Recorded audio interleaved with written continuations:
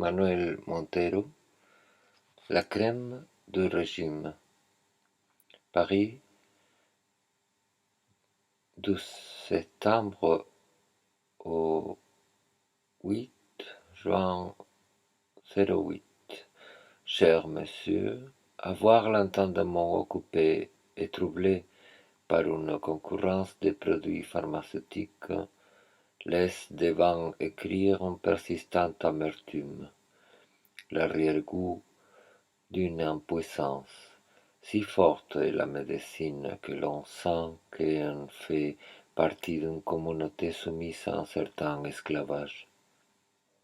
Il arrive que 6 de mes romans viennent d'être publiés entre Paris et l'Espagne dans ma langue espagnole natale, et qu'il existe un quiproquo linguistique à propos du mot crème. En tout cas, j'éclaircis ma voix pour m'adresser à vous du fond de mon cœur et vous signaler qu'au nom de la normalité, on était commises les plus froides perversités du XXe siècle. Mais je répète un discours entendu quelque part et je voudrais une plus grande intimité avec vous.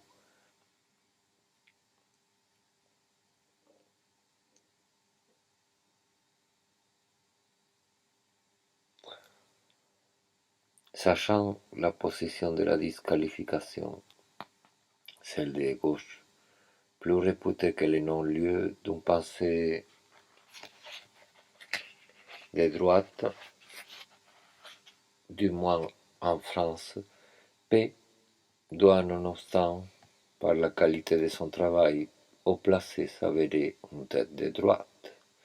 Il serait malhonnête d'être dans de grosses affaires et de lire Trotsky ou Bakounine. En tout cas, les mettre en exergue, parce que P les lit. Les merles, les moineaux et les corneilles chantent. C'est le tout début du matin et je n'ai pas pu dormir. Le soir, je me suis laissé inviter un poulet tandoori et un agneau madras. Ma curiosité me fait sentir forcé de fournir aussi à l'autre une pâture au vouloir savoir plus.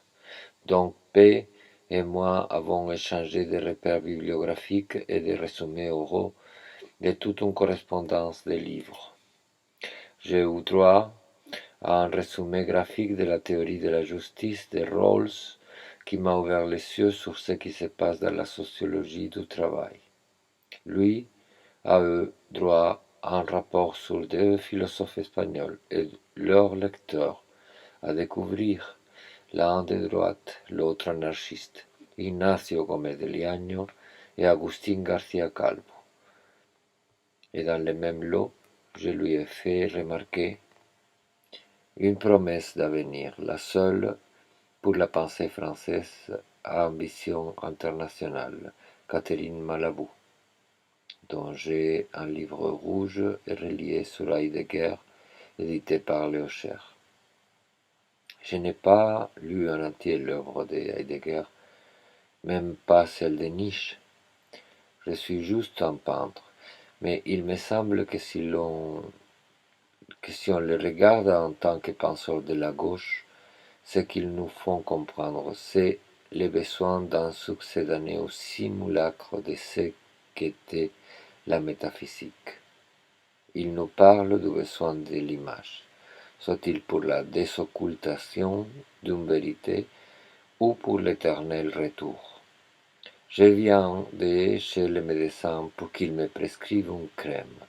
Dans la salle d'attente, très emploi à la nuit, j'ai lu Carcopino, l'érudit de l'Antiquité du début du XXe siècle, qui évoqua en passant à propos du culte d'Atis et Cybèle le don par un collectionneur à l'empereur d'un tableau de Parrhasios représentant un couple et coté 1 million de sesterces, monnaie forte comme l'euro. Il dit qu'il n'y a pas de preuves, sinon qu'il ait dit qu'elle est généreuse de sa bouche avec son mari, mais il laisse glisser qu'il pourrait s'agir d'une fellatrix. Je me suis souvenu que de 6 romans publiés en espagnol d'un seul coup, le mot crème y apparaît 3 fois. Carcopino, après avoir parlé d'une fellatrice dans une note en bas de page, un petit caractère, nous montre une planche tout autre, avec une reconstitution linéaire de ce qu'aurait pu être le tableau plus convenable, le moment préalable à un baiser sur la bouche, tous deux assis et à moitié recouverts de drapés. J'ai pensé en toute justice que j'avais engagé une manœuvre sur mes 6 romans d'autofiction. Les mots crème répétés 3 fois aux seuls endroits où un autre mot avait fait émergence, qui était comparable au travail de Carcopino rendant l'image offerte belle. Je veux exhiber devant vous les gestes complets. En flashback, de tout un travail d'autocensure, en délivré comme ça, en double jeu, tendant à projeter plus loin l'étendue de mes mises en abîme, à travers l'aveu retardé de ce qu'on a voulu taire et à travers l'épuisement des conséquences esthétiques de l'image soumise à censure via un déguisement en toute autre chose. Aurais-je été un lecteur fervent de la première page du degré zéro de l'écriture, j'aurais considéré un devoir la dissémination triple du mot merde, un devoir de sel littéraire. Je me serais identifié à Marat, héros révolutionnaire malade de la peau suite à s'être caché dans une cloaque et dont le sacrifice pour le peuple est sujet christique d'un chef-d'œuvre de la peinture. Marat serait mort une fois dans dans la cloaque et une deuxième fois dans la pulchritude d'un baignoire. Quant à moi, je me réservais une nouvelle descente dans l'écriture par la restitution d'une ambiguïté.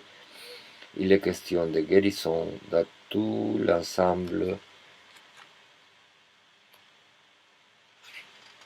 des 6 romans espagnols et en opérant en cataplasme, l'ancien mot de merde peut très bien être remplacé sans la moindre surprise par le mot crème dans 2 de ses apparitions. La vieille médecine rebutante est remplacée par une plaisante médecine aseptique, mais l'équivalence est tout autre dans la 3e apparition du mot fondateur. La 3e fois, le mot apparaît au sens figuré et le substitut crème a justement un sens figuré dans le même domaine qui est antagoniste jusqu'à un certain point. En ce point est la désuétude pour des raisons politiques du sens figuré de crème.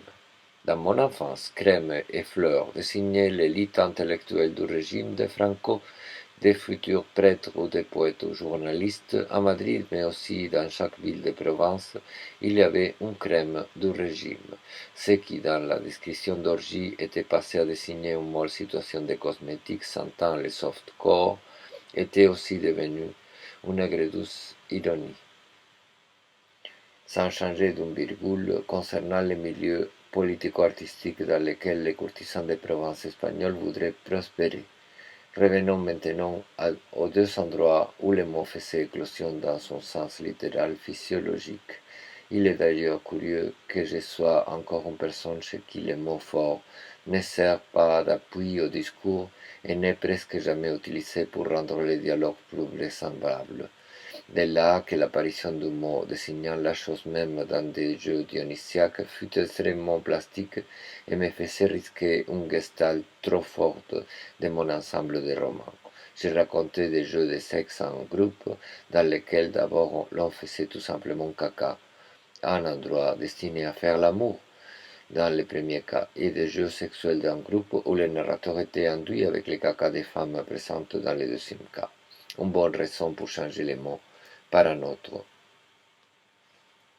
qui n'est pas synonyme, et que ce qui était raconté dépassait mon vécu, du moins jusqu'à présent. La situation ne s'était pas produite telle qu'elle était racontée, mais il existait le précédent d'une autre sécrétion investie par ma libido et par ailleurs rendue visible dans mes tableaux de pisseuse, l'urine.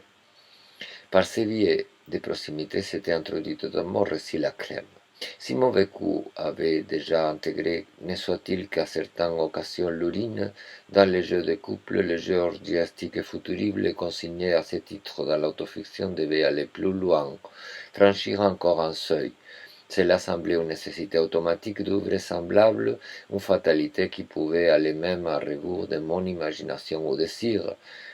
Serait-elle aussi plaisante l'évocation de la merde que celle de l'urine féminine? Il ne me restait qu'à regarder en voyant mes propres images, et j'ai trouvé la merde vieillissante par rapport à l'urine, une sorte de libido final et théâtral, quelque chose qui dépassait l'âge de l'auteur de ces romans, ne soit-il écrit que tout au long de 12 ans, cycle zodiacal complet chez les Chinois. Il fallait encore un ou deux cycles de 12 ans pour restituer les mots et lui accorder une musique propre. Encore dans la trentaine, quoique finissante, je restais solitaire et l'on pourrait traiter de fuite mes fantasmes d'urine. Mais la dimension de la merde était collective, ne pouvait rebondir que sur la réussite ou le vent des foules, que sur les combles de la délivrance de tout besoin.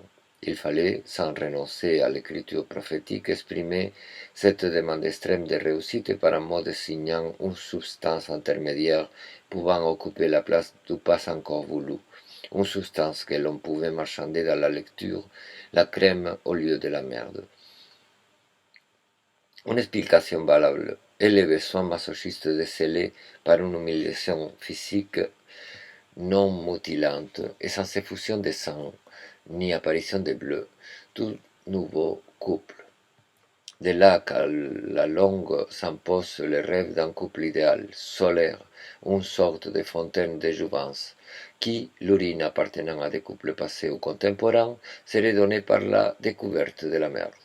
Sigmund Freud, les psychanalystes, Jacques Lacan, les tests de Jung sur le yoga sont tous convenants soit sur la valeur économique de l'excrétion, soit sur son lien profond au monde.